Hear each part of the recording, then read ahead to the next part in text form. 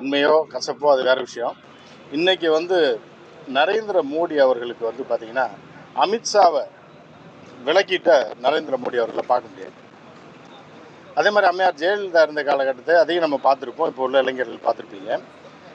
சசிகலா அம்மையார், அது கருத்து முரண்பாடுகள் ஏற்பட்ட பிறகு இருக்கலாம். பட் இருந்தாலும் சசிகலா எம்ஜிஆர் இது ஜெயலலிதா அவர்கள் பேர் தான் சசிகலா அப்படின்ற மாதிரி அவர் சொல்லுவாங்க இந்த காலகட்டங்களில்.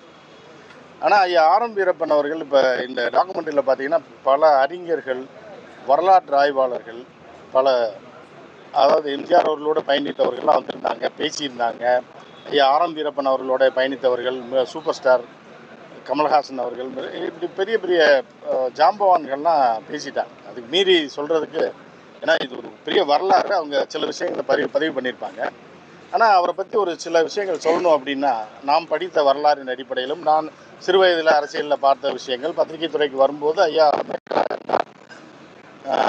90களில் நம்ம தினமலர் பத்திரிகையில் வரும்போது அவர் அமைச்சராக இருந்தார். அந்த காலகட்டங்கள் ப்ரெஸ் மீட் அட்டன் பண்ணிருக்கோம், அவரோட பேசக்கூடிய வாய்ப்புகள்லாம் இருந்திருக்கு. அதை நேரில் பார்த்ததுனால நம்ம சில விஷயம் என்ன, இப்போ ஒரு விஷயம் நம்ம ஒரே ஒரு விஷயத்தை மட்டும் நான் சொல்லி முடிச்சுக்கிறேன். வெறும் 18, 19 வயசு ஒரு பையன் வந்து இப்போ இந்த பக்கம் வந்து நிற்கிறான்னு வைங்களேன், நம்ம என்ன யார தம்பி யாரை பார்க்க வந்திருக்க அப்படின்ற மாதிரி தான் பார்ப்போம். ஒரு அவரை விட சீனியராக இருக்கிறவர்கள் அப்படித்தான் ஒரு 18 வயது இளைஞனை பார்ப்போம். ஆனால் ஒரு 17, 18 வயது இளைஞன் தமிழகத்தில் மிகப்பெரிய ஆளுமையாக இன்றும் வரலாறு பேசி கொண்டிருக்கக்கூடிய, கிட்டத்தட்ட 70, 80 வருடங்களாக இன்றும் நம்முள் வாழ்ந்து கொண்டிருக்கக்கூடிய தந்தை பெரியார் அவர்கள் இன்றும் வரலாறாக இந்திய வரலாற்றில் பல விஷயங்களை புரட்டி போட்ட அந்த வரலாறு ஒரு இளைஞர் 18, 19 வயசில் உள்ள ஒருத்தரை பார்த்து அவரை கரெக்டாக பிக்கப் பண்ணி அவரை தன்னுடைய உதவியாளர், அவருக்கு வயசு எத்தனை 70, 80, அந்த காலகட்டங்களில் ஒருத்தரை கரெக்டாக ஐடென்டிஃபை பண்ணி தூக்குறாரு அப்படின்னா அவர் எவ்வளோ பெரிய ஒரு, அதாவது ஐயா ஆர்.எம். அவர்கள் வந்து பொறுத்தளவுக்கு பார்த்தீங்கன்னா ஒரு பெரிய ஒரு ஃபிகர்லாம் கிடையாது. ஒரு 5 அடி 6 அடி உருவம், அப்படியே பாச்சான்னு பாகமான உருவம், அப்படியே செவேர்னு அப்படி சுண்டி விட்டார தவிர மாதிரியான ஒரு ஃபிகர் கிடையாது.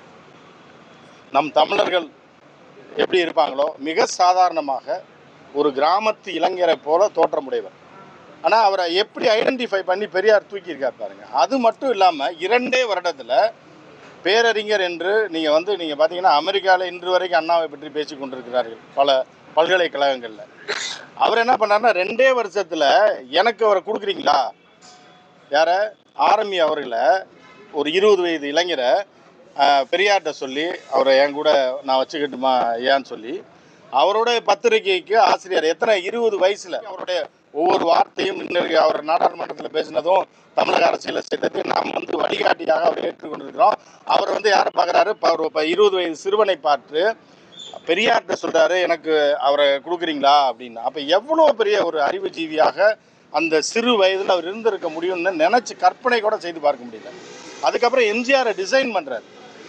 இப்போல்லாம் நம்ம பார்த்தோம் அப்படின்னா, இப்போ நம்ம யூடியூப் சேனல் இருக்குது, எனக்கும் ஒரு சேனல் இருக்குது, நான் பத்திரிகையில் ஒரு கிட்டத்தட்ட 35 வருடங்கள் பணியாற்றிருக்கேன், செய்தி தலைமை ஆசிரியராக இருந்திருக்கேன் டிவி சேனலில். ஆனால் வந்து பார்த்தீங்க அப்படின்னா இளம் வயதில் 20, 22 வயதில் வந்து இவ்வளோ சாதனைகளை படைத்த ஒரு மனிதன் என்ன பண்ணுறாருன்னா, அடுத்து வந்து எம்ஜிஆர் என்கிற மாமனிதனை டிசைன் பண்ணுறாரு. எப்படி டிசைன் பண்ணார்னா, இவருக்கு ஒரு மனிதன் எப்போ வெற்றி பெறுவானா நமக்கு என்ன தெரியும் அப்படின்றதை உணர்ந்தவர்கள் தான் மிகப்பெரிய ஞானிகளாகவும் தலைவர்களாகவும் வர முடியும்.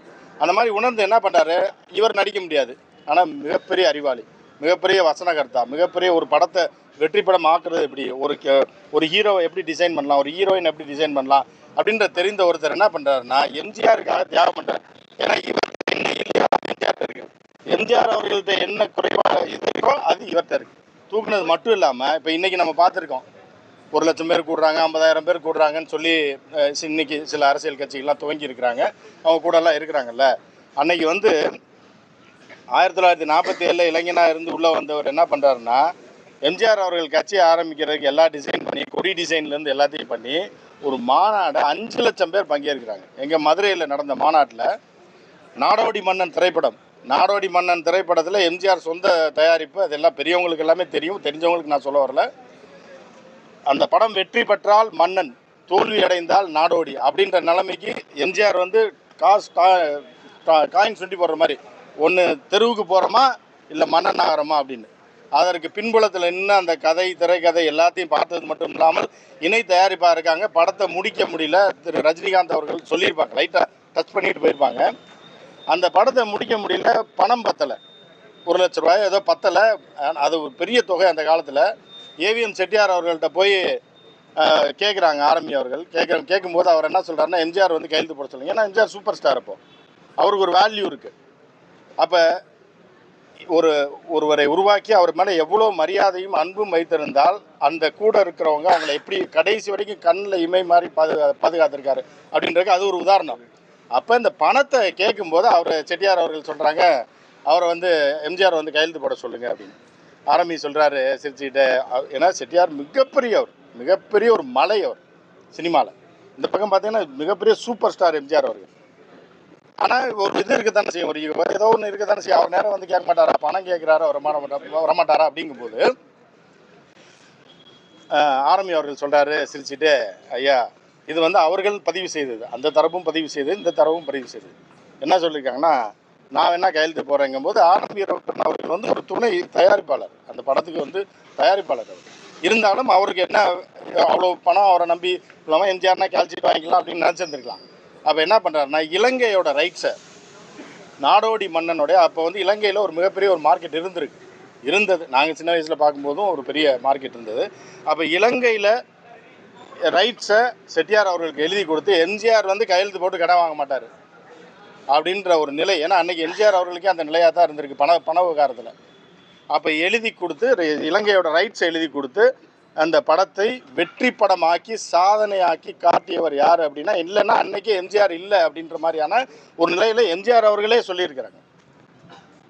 ஜெயிச்சா மன்னன், தோத்தா நாடோடி, அவ்வளோதான், அப்படி போயிட வேண்டியதான், ஏதாவது சைடு ரோலில் நடிச்சுட்டு போக வேண்டியதான்ற ஒரு நிலையில். இது ஒரு சின்ன உதாரணம். அண்ணா அவர்கள் வந்து 19 வயது ஒரு இளைஞரை தேர்ந்தெடுத்து, 19 வயசுங்க. அப்போ அண்ணா தேர்ந்தெடுக்கிறப்ப, அண்ணா ஒரு பெரிய அறிவுஜீவி, அவர் தேர்ந்தெடுத்திருக்காரு. பெரியார் தேர்ந்தெடுத்து ஏன் கூட இருக்கணும்னு கடைசியாக எம்ஜிஆர் அவர் எனக்கு தெரியுங்களா, அவரை தத்தெடுத்திருக்காங்க, அவர் அறிவை தத்தெடுத்திருக்காங்க, அவருடைய நாலேஜை தத்தெடுத்திருக்காங்க. அவரை நம்பியவர்களை அவர் கடைசி வரைக்கும் கைவிடவில்லை. எம்ஜிஆர் அவர்கள் கடைசி காலத்தில் இருந்தவரை அவரோட அரசியல் அவர் ஊரில் இல்லாத போதும் சரி, இந்த தமிழகத்தை மறைமுகமாக ஆட்சி செய்தவர். ஒரு சூழல் வருது, தமிழர்கள் ஆட்சி செய்து கொண்டிருக்கிறார்கள். ஒரு கட்டத்துக்கு மேலே காமராஜர் அவர்கள், அண்ணா அவர்கள், கலைஞர் அவர்கள், இப்படிலாம் தமிழர்களாக ஆட்சி செஞ்சுட்டு இருக்காங்க. எம்ஜிஆரும் தமிழர் இங்கே இருந்தவர் தான், எல்லாம் போயிட்டுருக்காங்க. அப்போ ஒரு லாபி நடக்குது. எம்ஜிஆர் அவர்கள் இறந்த பிறகு என்ன நடக்கிறான்னா, எப்போவுமே என்னோடய சேனல் நான் சொல்லுவேன், அதோட உள்குத்த சொல்லுவேன் கட்டாயம். அந்த மாதிரி இதில் என்ன அப்படின்னு பார்த்தீங்கன்னா, எம்ஜிஆர் அவர்களுக்கு பிறகு ஆர்.எம். வீரப்பன் அவர்கள் முதலமைச்சராக வருவதற்கு டெல்லியில் எல்லா லாபியும் நடந்துக்கிட்டு இருக்கு. ஒரு சிலை திறப்பு விழா, அந்த ஃபோட்டோ கூட இப்போ கையில் இல்லை. அந்த ஃபோட்டோ, அந்த சிலை திறப்பு விழாவுக்கு என்னென்னா, ஜனாதிபதி வருகிறார், அதுக்கு கீழே ஆர்.எம். வீரப்பன் பேர் தான் இருக்கும். அப்படியெல்லாம் எல்லாம் ரெடி பண்ணிட்டாங்க, இவர் தான் முதலமைச்சர் அப்படின்னு. ஆனால் ஒரு ஜாதி ரீதியிலான ஒரு பெரிய லாபி ஒர்க் அவுட் பண்ணி, இவர் வரக்கூடாது, இந்த குறிப்பிட்ட ஜாதி, இதுதான் தமிழகம், நீங்கள் நல்லா தெரிஞ்சுக்கங்க. அந்த இது எப்படி உடைக்கப்படுதுன்றதை நான் சொல்லி முடிச்சிடறேன். இந்த ஜாதியை சேர்ந்தவர்கள் வர வேண்டும்னு வந்து டெல்லியில் ஒரு லாபி பண்ணுறாங்க. அப்படி வந்தவர் தான் அம்மையார். அவருடைய மனைவி திடீர்னு மனமாற்றம் அடைந்து வர்றாங்க, அவங்களையும் பேக்லேருந்து காப்பாற்றுறாரு. அதுக்கு அடுத்து அம்மையார் ஜெயலலிதா வராங்க, அதே ஜாதியை சேர்ந்தவர். ஆனால் அதுதான் தமிழகம். அம்மையார் ஜெயலலிதா அந்த ஜாதியினராக நடந்து கொள்ளவில்லை அப்படின்றது உங்களை எல்லாருக்குமே தெரியும். அவர் அதையும் உடைச்சு அவர் என்னென்னலாம் பண்ணார். ஏன்னா இது தமிழகம், இது திராவிட பூமி என்பதனால் ஆர்.எம். வீரப்பன் அவர்கள் என்ன நினைத்தார்களோ, அவர்கள் என்ன நினச்சி 2 பேரை கொண்டாந்தாங்களோ, அவர்கள் 2 பேரும் அவர்களுக்கு எதிராகவே திரும்பியது ஒரு காலத்தின் கட்டாயமாக வந்தது அப்படின்னு பார்க்குறீங்க. ஆர்.எம். வீரப்பன் என்கிற அந்த ஒரு லெஜண்ட், அவருடைய அந்த டாக்குமெண்ட்ரியில் ஒரு மூத்த பத்திரிகையாளர் வகையில் என்னை மாதிரி நிறைய பத்திரிகையாளர்கள் இருக்காங்க தமிழ்நாட்டில். எனக்கு வாய்ப்பு அளித்ததுக்கு நன்றியை தெரிவித்துக் கொள்கிறேன். நன்றி. கிங் மேக்கர் என்ற இந்த ஆவணப்படம் காலத்தினுடைய கட்டாயம். இது அவர்கள் குடும்பத்தினர் அவருக்கு செய்கின்ற அஞ்சலி மட்டுமல்ல, தமிழர்களுக்கு வரலாற்றை ஆவணப்படுத்தும் பழக்கம் இல்லை. இது ஒரு நல்ல முயற்சி. அந்த வகையில் நாம் நம்முடைய வரலாற்றினை, நம்முடைய ஆளுமைகளை நாம் குறித்து வைப்பதில்லை. நமக்கு குடும்ப பெயர்களே ஒரு 3 தலைமுறைக்கு பிறகு மீண்டும் மீண்டும் பேரன் தாத்தாவனுடைய பெயரை எடுத்துக்கொள்ளும் மகனுடைய மூத்த மகன், பாட்டியினுடைய பெயரை எடுத்துக்கொள்ளும் மூத்த மகள் என்ற அளவில் ஒரு 3 தலைமுறைக்கு பிறகு, ஒரு 3 தலைமுறைக்கு அப்பால் தமிழர்களுக்கு அவர்களுடைய சொந்த குடும்பத்தையே தெரியாத அளவிற்குத்தான் தமிழகத்தில் வரலாற்றை பதிவு செய்யும் ஒரு பழக்கமும் இவ்வளவு நாள் நமக்கு இருந்திருக்கிறது. இன்று இந்த தொழில்நுட்ப புரட்சிக்கு பிறகு இத்தகைய முயற்சிகள் நிறைய வந்து கொண்டிருக்கின்றன. இதில் முதல் முயற்சி இந்த முயற்சி. ஆர்எம்பி அவர்களுடைய வெற்றி என்பது இந்த திராவிட இயக்கத்தினுடைய வெற்றி. பின்னணியற்றவர்களை முன்னணிக்கு கொண்டு வந்த, சமூக பின்னணியற்றவர்களை முன்னணிக்கு கொண்டு வந்த இயக்கம் இந்த திராவிட இயக்கம். அதில் மெத்த படிக்காமல், எனக்கு முன்னால் பேசிய உமாவதி சொன்னது போல் மிகுந்த கவர்ச்சிக்குரிய ஒரு நாயக தோற்றத்தையும் வைத்திராமல் இருந்த ஆர்எம்பி என்ற அந்த குள்ள மனிதர் பல ஆளுமைகளின் உள்ளத்தை போய் குடிகொண்டார். அவர்களை செதுக்கும் சிற்பியாக அவர் உயர்ந்தார். அவருடைய விடா முயற்சி, அவருடைய விடா உழைப்பு, அவருடைய சமயோசிதம், அவருடைய அறிவு நுட்பம், இவை அவரை அந்த உயரத்திற்கு அழைத்து சென்றது. அவருடைய படங்களில் அவர் சொல்லுகின்ற கருத்துக்களும், நாயகனை அவர் உயர்த்திய விதமும் வெகு சிலர் மட்டுமே செய்யக்கூடியது. அண்ணா என்ற ஒரு மனிதரால் எம்ஜிஆர் இடத்தில் வந்து சேரும் அவர் அண்ணாவுக்கு மிகப்பெரிய அஞ்சலியை செலுத்தக்கூடிய ஒரு பாடலை தன்னுடைய படத்தில் வைத்தார். மணிப்பயல் என்ற படத்தில், காஞ்சியிலே ஒரு புத்தன் பிறந்தான், அவன் கருணையினால் எங்கள் நெஞ்சம் நிறைந்தான், அண்ணாவென்ற பெயரில் அழைக்கப்பட்டான், 1000 தலைமுறை தழைக்க வந்தான் என்ற புலமைப்பித்தனுடைய வரிகளை வைத்து அண்ணாவுக்கு சாகா வரம் பெற்ற ஒரு பெயரை, அமரத்துவம் பெறக்கூடிய ஒரு இடத்தை தன்னுடைய படங்களில் அவர் பொறித்தார். இந்த எளியவர்களுடைய வாழ்க்கை, எளியவர்கள் ஏற்றம் பெறலாம், அவர்கள் உழைப்பதற்கு தயாராக இருந்தால், அவர்கள் ஒரு பேராவல், அம்பிஷன் என்று ஆங்கிலத்தில் சொல்லுவோமே, அந்த அம்பிஷன் இருக்கக்கூடிய எல்லா இளைஞர்களும் அவர் எட்டிய உயரத்தை எட்ட முடியும் என்பதற்கு இந்த ஆவணப்படம் ஒரு நல்ல சாட்சி. இது அவருடைய குடும்பத்தார் அவருக்கு செய்யும் அஞ்சலி மட்டுமல்ல, தமிழகமே அவரை போன்ற ஒரு ஆளுமையை போற்ற வேண்டிய போற்றுவதற்கு ஒரு தொடக்க விழாவாக இந்த ஆவணப்படம் அமையும் என்று நான் கருதுகிறேன். நான் ஒரு விமர்சகன், முன்னாள் ஐநா அதிகாரி.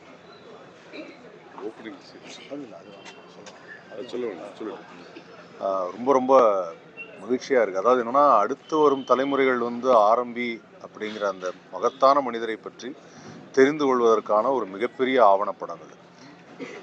இன்னும் சொல்லப்போனால் எம்ஜிஆர் என்ற அந்த 3 எழுத்திற்கு பின்னால் இருந்த அந்த 3 எழுத்து மந்திரம் ஆர்எம்பிங்கிறது ஒரு தெளிவாக இந்த ஆவணப்படத்திலேருந்து தெரிய வருது. இதில் கூறிய அத்தனை விஷயங்களும் வியக்க வச்ச ஒரு தருணம் அது. உண்மையிலே இந்த ஆவணப்படம் மூலியமாக அவருடைய நூற்றாண்டில் இன்னைக்கு இருக்கக்கூடிய மக்கள் அவரை பற்றி தெரிந்து கொள்ள வேண்டும். அவர் போல ஒரு மனிதர் இருக்க வேண்டும், ஒரு நல்ல தலைமையை உருவாக்க, அப்படிங்கிறதான் நம்ம தெரிஞ்சுக்க வேண்டிய ஒரு விஷயம். ரொம்ப மகிழ்ச்சியாக இருக்குது இந்த ஆவணப்படம் பார்க்கும் பொழுது. இதில் பேசியவர்கள் அத்தனை பேரும் வெவ்வேறு கட்சியை சேர்ந்தவர்களாக இருந்தாலும் இன்று அத்தனை பேரும், மதிப்பிற்குரிய நமது முதல்வர் அவர்கள் பேசியது உட்பட அனைவரும் அவரை பற்றி சொல்லும் பொழுது அவரின் மதிப்பு உயர்ந்து வருகிறது. இப்போ இருக்கக்கூடிய காலகட்டங்களில் இப்போ இருக்கக்கூடிய மாணவர்களுக்கு இவர் ஒரு மிகப்பெரிய எடுத்துக்காட்டாக அரசியல் எப்படி நடத்த வேண்டும், எப்படி வழி நடத்த வேண்டும், எப்படி மக்களை சந்திக்க வேண்டும், எப்படி நல்ல திட்டங்களை உருவாக்க வேண்டும் என்பதற்கு ஒரு பெரிய எடுத்துக்காட்டாக இருப்பார் ஆர்எம்பி ஐயா. அவரை பற்றிய இந்த ஆவணப்படம் மிகச் சிறப்பான படம். இது மக்களை சென்றடைய வேண்டும், அதற்கு பத்திரிகையாளர்கள் துணை புரிய வேண்டும். நன்றி. அறிஞர் அது எங்களுக்கு தெரியும். நாங்கள் நாய் பத்திரிகையிலேருந்து வேலை பார்க்குறதுலேருந்து எங்களுக்கு அவர் நட்பு உண்டு. ஜெயலலிதாவையே மீண்டும் எம்ஜிஆரோட சேர்த்து வைத்து ஆர்எம்பி ஐயா தான். சிவன் எம்ஜிஆர் அவர் தான் சேர்த்து வைத்தார். இப்படி பல கருத்துக்கள் வந்து இதில் சொல்லும்போது முரண்பாடான கருத்துக்கள் வருது சார். ஒருத்தர் வந்து ஒருத்தர் வந்து ஒரு டைப்பாக சொல்கிறாங்க, இன்னொருத்தர் வந்து அதை மறுக்கிற மாதிரி சொல்கிற மாதிரிலாம் ஏன் வச்சுருக்கிறீங்க? ஒரே கருத்தை நான் சொல்கிறேன். விதமாக சொல்கிறாங்க. நான் தங்கராஜ் வீரப்பன் சத்யாமு சார்பாக பேசுகிறேன். இந்த ஆவணப்படத்தில் வேலை பார்த்ததுக்கும் இப்போ வந்து பார்த்து சப்போர்ட் பண்ணுறதுக்கும் மிக்க நன்றி. அவர் கேட்ட கேள்விக்கு பதில், இது வந்து நாங்கள் ஸ்கிரிப்ட் பண்ணல, இது அன்ஸ்கிரிப்டட் வெர்ஷன். அன்ஸ்கிரிப்டட்னா நாங்கள் எழுதி கொடுத்து யாருமே பேசலை, இது மனசில் இருக்கிறத அவங்கவுங்க அப்படியே பேசியிருக்காங்க. அதை நாங்கள் இப்போ கோர்வையாக சேர்த்து பண்ணியிருக்கிறது தான் அவர் டைரக்டரோட வேலை. அதனால் நீங்கள் கேட்குற கேள்வி வந்து பேசினவங்ககிட்ட கேட்டால் அவங்களுக்கு தாங்க பதில் தரேன். எங்களோட நோக்கம் இதை சொல்லிடுறேன். அவங்களுக்கு தெரியாது, நீங்கள் பேசுறது எனக்கு தெரியாதுல்ல, அது எடிட்டிங் வரும்போது தானே தெரியும். அதாங்க நீங்கள் கேட்குற கேள்விக்கு பதில் இருக்கணும் இல்லையா, அவங்க பேசுனதானே நம்ம போட முடியும். இல்லை சார், நீங்கள் கேட்குற கேள்விக்கு பதில் சொல்கிறேங்க. ஸ்கிரிப்டடாக இருந்தால் அந்த மாதிரி பண்ண முடியும், இது ஸ்கிரிப்டட் இல்லை. அவங்கவுங்க மனசில் எப்படி ஃபீல் பண்ணி பேசுகிறாங்களோ அதை அப்படியே வச்சுருக்கோம். அப்புறம் ஆரம்பி ஐயாவுடைய பேச்சுகள்லாம் வந்து ரொம்ப ஆழமானது. அந்த பேச்செல்லாம் இந்த ஆவணப்படத்தில் அவங்க பேசுறது நிறைய போடலையே, அது இனிமே போடுறேன் அடுத்து. அதாங்க இதே வந்து 30 மணி நேரம் எடுத்ததை 2 மணி நேரத்துக்கு சுருக்கியிருக்கோம். இதோட நிற்காது, இது வந்து ஃபர்ஸ்ட் ஸ்டெப். ஐயாவை பற்றி பேசணும்னா ஒரு சரத்குமார் சொன்ன மாதிரி 1 வருஷம் வரைக்கும் பேசலாம். அது எப்படி வெளிப்படுத்தணுன்றது இனிமேல் தான் முடிவு பண்ணணும். அதாவது டெலிவிஷன் மூலியமாக இல்லை ஓடிடி மூலியமாக அரை மணி நேரம் சீரீஸ் மாதிரி பண்ணுறதுக்கு ஆன கான்டென்ட் இருக்குது எங்ககிட்ட. இது வந்து முதல் ஸ்டெப். இது என்ன சார், இது ஒரு ஃபிலிம் மாதிரி ரிலீஸ் பண்ணுறீங்களா? ஆமாங்க, இது வந்து ஜனவரியில் ரிலீஸ் பண்ணுறதுக்கு பிளான் பண்ணுறோம். இந்த 2 hours 2.5 hours 1 hour 58 minutes பண்ணோம் கூலிக்கு முன்னாடி. இப்போ இதே கனி ஓடிட்டு இருக்கு, 200 நாள் முடிய போது, அதுவும் ஒரு விழாவாக வரும். நாளைக்கு காவல்காரனோட ட்ரெய்லர் ரிலீஸ் பண்ணுறாங்க, அதுவும் அடுத்த வருஷம் வருங்க. அதே மாதிரி 3 முகம் எங்கள் படம் எல்லாமே டிஜிட்டலாக ரீமாஸ்டர் பண்ணியிருக்கோம். ஒன்று ஒன்றா மார்க்கெட்டை பொறுத்து எப்படி இருக்கோ வருங்க. ரஜினி சார் எப்பவுமே வந்து யார்ட்டையும் வார்த்தை விட மாட்டாரு, வார்த்தை கொடுக்க மாட்டாரு. ஆனா சத்யவேல் ஃபிலிம் மட்டும் தான் வார்த்தை கொடுத்துருக்காரு. என்ன கொடுத்துருக்காருன்னா அடுத்த பாஷா 2 எடுக்கலாம் அப்படின்னு சொல்லியிருக்காரு. சத்யா மூவிஸ் வந்து பாஷா எடுக்கலாம்னு சொல்லியிருக்காரு. அவங்க டேடியை வந்து வேண்டாம், வேற ஸ்டோரி போலான்னு இருக்காரு. ஒருவேளை உங்களுக்கு எனக்கு பிளான் இருக்குமா, என்ன பண்ணிட்டு? அது விரைவில் அனௌன்ஸ் பண்ணுறேங்க. டெஃபினட்டாக ரஜினி சாரோட வச்சு பண்ணுன்றது என்னோட தனிப்பட்ட விருப்பம். சத்யா மூவிஸ் அவரோட 6 படம் பண்ணியிருக்கோம், அதனால் எங்கள் ஃபார்முலா செட் ஆகிடுச்சு. அவருக்கு ஏற்ற கதை ஒர்க் பண்ணிகிட்ருக்கோம். அது ஐயா போன வருஷம் காலமானனால மார்னிங் பீரியடில் இருந்தோம், எதுவுமே பண்ண வேண்டாம், இந்த டாக்குமெண்ட்ரி தான் எங்கள் ஃபோக்கஸ். இதோட நோக்கமே இது ட்ரிபியூட்டு தான் முதல்ல. அடுத்தது ஜெனரேஷன்ஸ், ஃப்யூச்சர் ஜெனரேஷன்ஸ்க்கு என்னன்றதை டாக்குமெண்ட் பண்ணும். அது மூலியமாக என்ன ஆயிடுச்சுன்னா, மறக்கக்கூடாத உண்மைகளும் மறையக்கூடாத உண்மைகளும் வெளிவந்திருக்கு. பட் நீங்கள் கேட்ட கேள்விக்கு இது இப்போ முடிஞ்சிருச்சு. இதை சக்ஸஸ்ஃபுல்லாக ரிலீஸ் பண்ணி மக்கள் இடத்துல போய் சேர்க்கிறது தான் எங்களோட நோக்கம். அதுக்கு அடுத்து டெஃபினட்டாக சத்யா மூவிஸில் ஏதாவது ஒரு நல்ல ப்ராஜெக்ட் பண்ணுறதுக்கு நான் என்னோட முயற்சி பண்ணிகிட்ருக்கேன். இந்த மூவி வந்து அவருடைய பயோகிராஃபி டாக்குமெண்ட்ரி மாதிரி தான் பேசுகிறாங்க, எல்லாம் வந்து அவரை பற்றி சொல்கிறாங்க. ஆனால் பயோகிராஃபின்னும் போது இப்போ அம்மாவுடைய இதை எடுக்கும்போது அவங்க மாதிரி ஒரு கங்கனா ராவத் அந்த மாதிரி கொண்டு வரதுக்கான வாய்ப்பு இருக்கா? அதுக்கு கிங் மேக்கர்ஸ் டைட்டில் வைப்பீங்களா? இல்லை, அதுக்கு வாய்ப்பு இருக்குங்க. அது கிரியேட்டிவ் இவர் டைரக்டர் மாதிரி இல்லை கதையாசிரியர் யாராவது நல்ல டீம் கிடைச்சா அது பார்க்கலாம். இது எங்கள் நோக்கம் அகேன் இது கமர்ஷியலுக்காக பண்ணல இல்லையா, இது ட்ரிபியூட்டுக்காக. ஐயா பேர் மறையக்கூடாது, உண்மை தெரியணும், ஃப்யூச்சர் ஜென்ரேஷன்ஸுக்கு தெரியணும், ஹிஸ்டாரிக்கல் அக்யூரசி. அதனால தான் நாங்கள் இது எதுவுமே எழுதி கொடுத்து யாருமே பேசலை, இது அவங்களா பேசினது. இத்தனை பேர் பேசினதே பெரிய விஷயம். எனக்கு தெரிஞ்ச எந்த அரசியல் தலைவருக்கும் இல்லை தமிழ்நாடு திராவிட கட்சி தலைவர்களுக்கும் ஆர்எஸ்எஸ்லேருந்து பிஜேபியிலேருந்து தமிழக முதல்வர் வரைக்கும் பேசியிருக்காங்க. அதனால் அதே பெரிய விஷயம். அதை கேப்சர் பண்ணி வெளியில் கொண்டு வர்றது தான் எங்களோட நோக்கம்.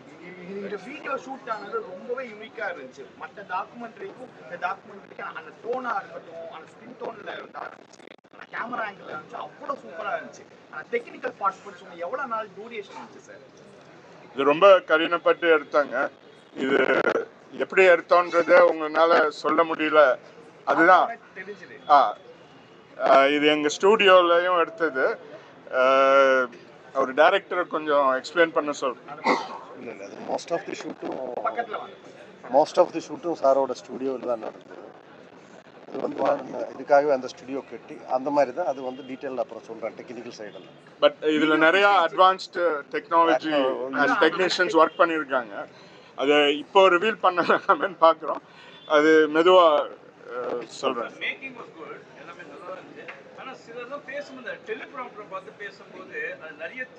டெலிப்ராம்ப்டிங் எல்லாம் இல்லை, அப்படியெல்லாம் ஒன்றும் இல்லை. அப்படி யாருமே